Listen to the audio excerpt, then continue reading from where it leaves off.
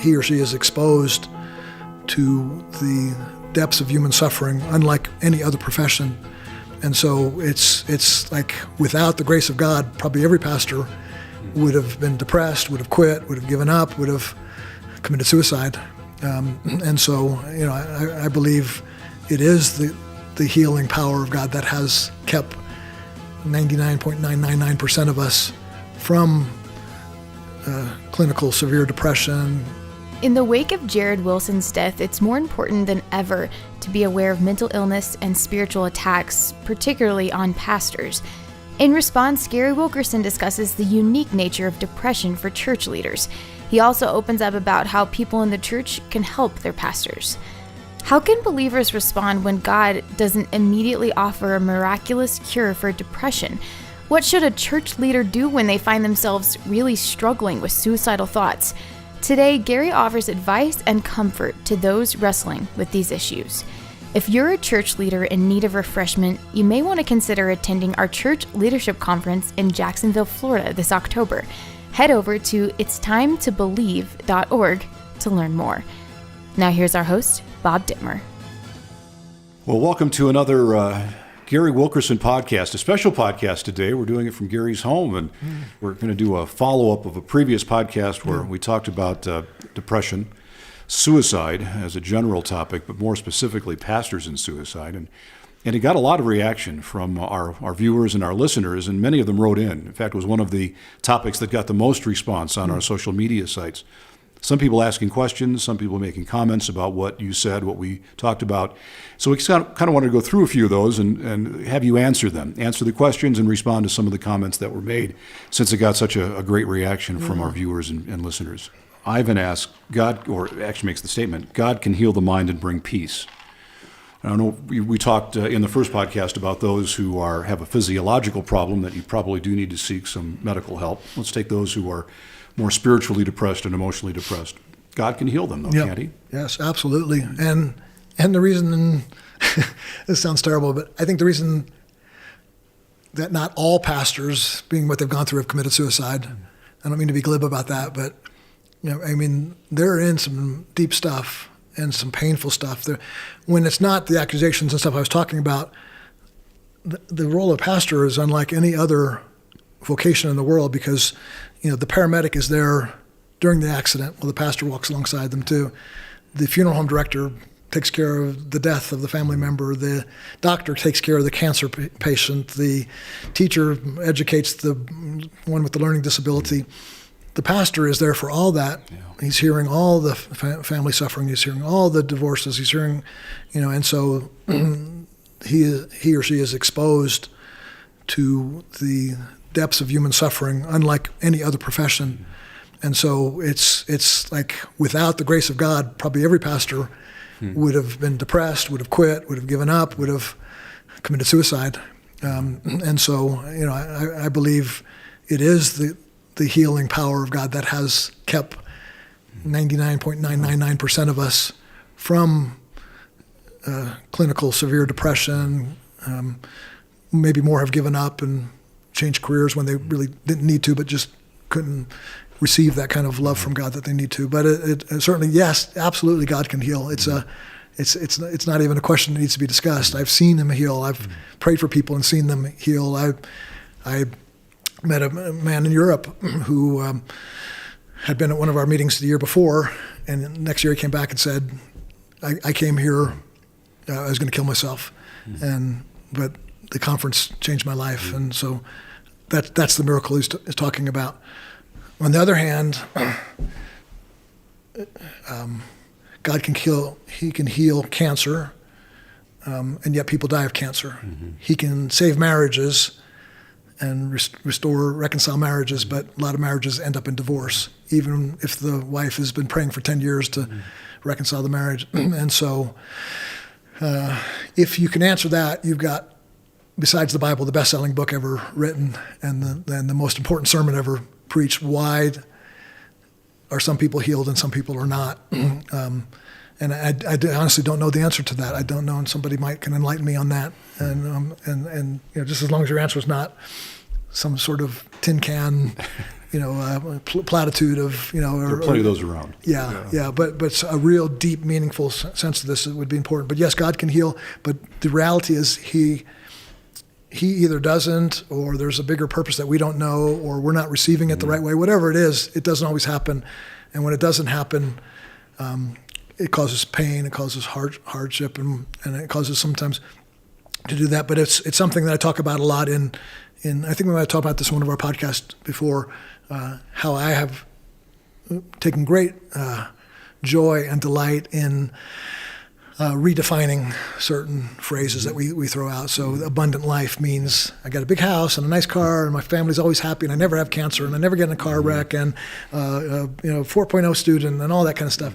But that, so if you define abundant life that way, then you don't have abundant life, because you're not going to get that. And even Jesus didn't have it. But if you define abundant life as being you can press through those painful circumstances and still be joyful and still be content and still have life inside of you, that is abundant life. The opposite of abundance, the word is scarcity. And so, and scarcity tends to get people to be like fearful.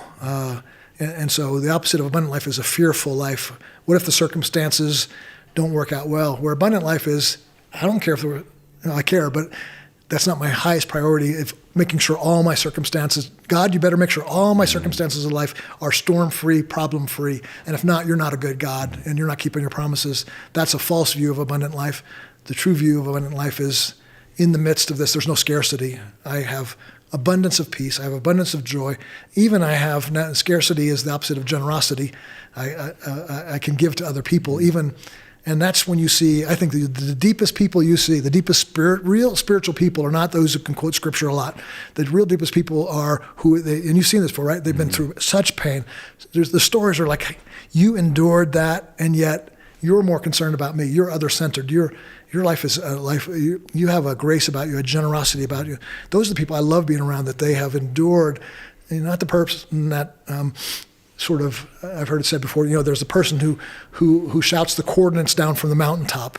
They're like, I'm up here, and here's how I got here, and you can come up here too if you follow my 10-step program and pay $49 for my 12 point thing and buy my book. I'm shouting my coordinates from the mountaintop. Whereas the people we tend to learn from are those who are on the edge, the precipice of the abyss, and they're right on the edge, but they're not jumping. They looked into that, and they've survived, and not only survived, but now they're thriving, and they're giving something away that is not, look at me, how great I am on the mountaintop, but let me share in your suffering, and I know how to walk alongside of you, and I know how to speak into your life. There's a depth about them, and that to me is abundant life. And so that may be why some are healed and some are not, because the abundant life is not everybody being healed. The abundant life is not everybody having the perfect marriage. And the abundant life is not everybody being rich. The abundant life is when you don't have that and you're still generous and you're still God-fearing and you're still loving, then you have a deeper, you've exchanged life. You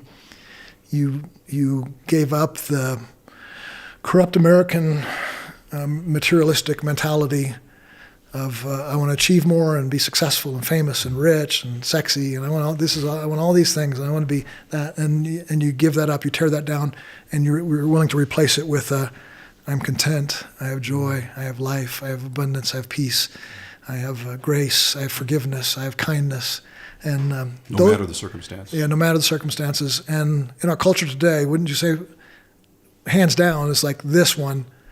Success, fame, fortune, no question, huge following, that's what we should aspire to. And God will help you get there. Yeah. Follow God. He's the best way to get to the mountaintop. Yeah. Whereas, and that's why, and even if people achieve that, that's why they're still unhappy. Yeah. And it's never enough. Like, okay, I got to this mountaintop, I got to get to that one because that's not making me happy. I still feel like a failure. I still feel like I'm not enough. Whereas this person here is I think that's what Jesus meant when he said, die to yourself. Like, he didn't mean die to love or die to grace or die to godly ambition that wants to extend love to a hurting world. He didn't mean die to that. He meant die to the self-built construct of our life that is based on a world system and exchange it. And that's the thing. You'll never get rid of the old until you see a better alternative. And for most of us, we don't see. Okay, gosh, this is hard to say, but I was reading something the other day, and it said, "Would you rather be a good father or a great success in your field of labor?" And if I'm honest, I tend towards the great success. We think if we're a great success, we'll be a good father. We'll get that. We'll take care of that on the back end. Right? Yeah, right. Yeah, but I don't know if that's what they were meaning. I think they were meaning if you could be only one or the other. And I know I know what I'm supposed to say, and the good moral Christian that I am would say, "Oh, be a good father." But when I look back at my history, my life, I think I have proven the opposite. That the career and the calling and the so-called work for God. I think the thing that I struggle most when I look back at my relationship with my own father was that for large portions, large chunks, he chose not God over us. I wouldn't mind that, because you got to do that, but chose the vocational career of ministry, even though it's ministry. And the problem with that is when you're a child, you can't accuse that. If your dad is out there and he's running some corporation, you go like, that corporation's more important than me? No way, Dad, you got to give me your attention. If it's ministry, you feel guilty if you come against that. It's a good thing that we have taken in the wrong direction. Now, there's nothing wrong with being successful in your career and wanting to be, you're really good at what you do, and these guys here are amazing, right? But if you had to choose between a good father and being great at your career, you got to choose being a good father, because that's during that season of your kid's life, that's your greatest vocation. And your kids know it if it's not. You can tell them that, and you can try to. I remember times my dad would take me for a bike ride when he come home from work, and I think, what a great bonding time, and his mind would be like, he's somewhere else. Yeah, he's somewhere else, and so that that hurts as well, and so. This idea of what you value, you got to value life, and that's why I said exchanging. This is a success syndrome of the American dream, exchanging that for these really much more meaningful things. But most people can't be convinced that this compassion is more meaningful than success, or grace, whether it be extended towards others or towards yourself, is a much more meaningful way to live your life than being affluent or popular. But we live in a culture that constantly, if you watch TV, everything you hear on the TV is, "You're not enough, buy my product and you'll be enough." That is the American corporate ladder, success ladder, fame ladder, that totally goes against the whole gospel as being, that stuff is, it's okay, and you need some of it in your life. It doesn't hurt to have a little bit of applause and pat on the back, but what you really want is grace and compassion and mercy and kindness. But those things are not, occasionally you'll hear a sermon series at church on them and stuff like that. But more, would you agree with this? More likely to hear about how to have a good marriage, how to choose your right career, how to financially be sound and secure. We want to be a success in everything we do, and even the churches want to be a success. As you've mentioned, if the numbers aren't there, then you're a failure. Yeah. And we especially see it now in the era of mega churches and the rest that's going on. That's just what everybody's after. It's just a different version of it, right? And those mega churches, gosh, some, and I'll put myself in that category too. I was in the deception of, I'm not good enough, but when my church gets to be 2,000, that's the number that makes you a mega church. And so we were right on the edge of getting to be almost a 2,000 member church. I remember thinking, like, can't wait. And just if we can get a couple more hundred people in the church, then I'll be a pastor of a mega church, and then then I can go to the meetings and say, yeah, I'm a pastor of a mega church. It doesn't mean anything. Mega church is that, that I'm not into all that. And I'm lying. I actually was, and probably still am to some degree. And so you're not only like ministering to try to fill your own needs, but you're attracting people who are just like you. Yeah. I'm coming to church because you're a guy who can speak to the issue of what do you do to get your needs met. And I'm not talking about the need to love and to have grace. That's an appropriate spiritual hunger. One's a spiritual hunger, and the other's a carnal hunger. And the carnal hunger is, Pastor, would you teach me how to become more successful? And now, how do I pray? I'm in this house, but I want that house. Can you teach me how to pray? Give me the Jabez prayer. Right. Yeah. I heard somebody say if one of the first things that God will say to the author of Prayer of Jabez is like, "Where'd you get all that?" Like, that was a lot for just that one little sentence. I understand what you're saying. Alfred brings up a point with this. Then he asked the question of these pastors, can't he resign? And I guess the underlying question there is, should he resign? Should a pastor going through depression that is so severe that he's considering this, should he step out?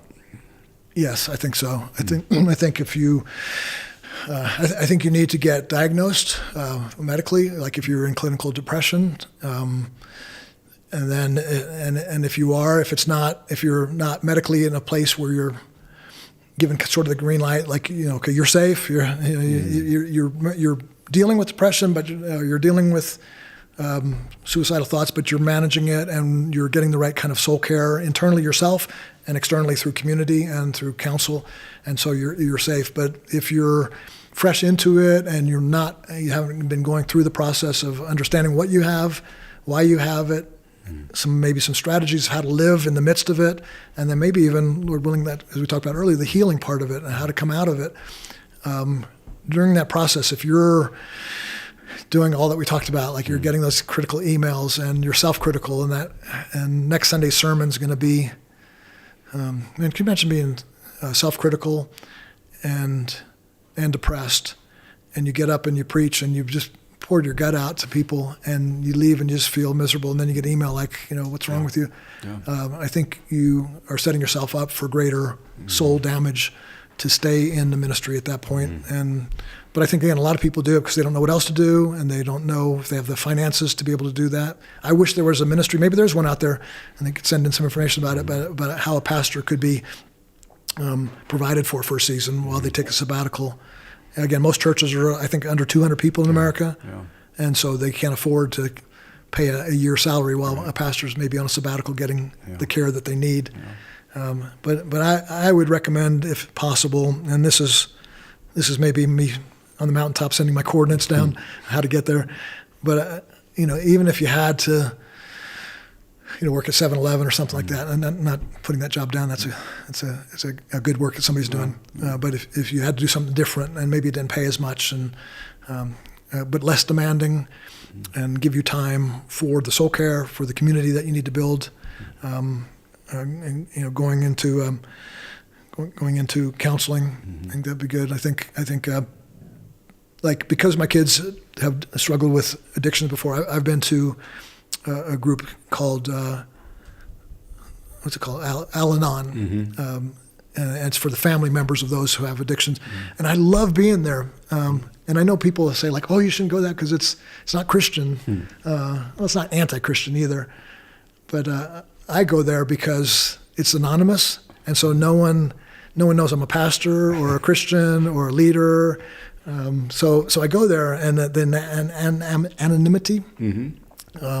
It's so cool because it's like, I can say what I want without a filter. I can be who I am. Isn't that sad that a lot of pastors can't do that in a small men's ministry?